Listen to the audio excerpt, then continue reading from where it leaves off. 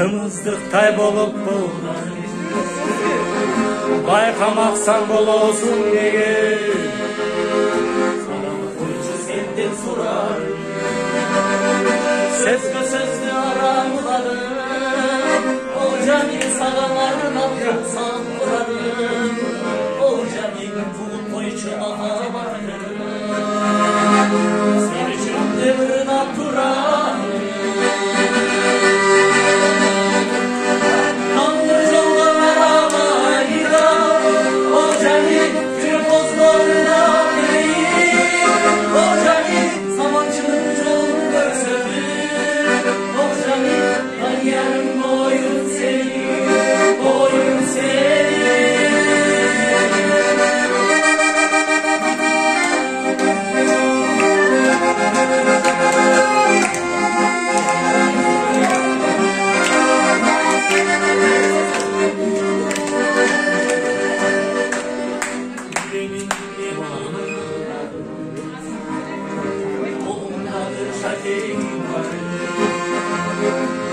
Ayfamaksan bol olsun diye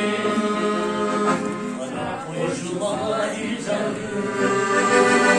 Gebepten bir sebep tavanı Bir gülü bir öpek bir paranı Hep böyle Canim cürüptü olmanı sırrını Üzücüm aytı salar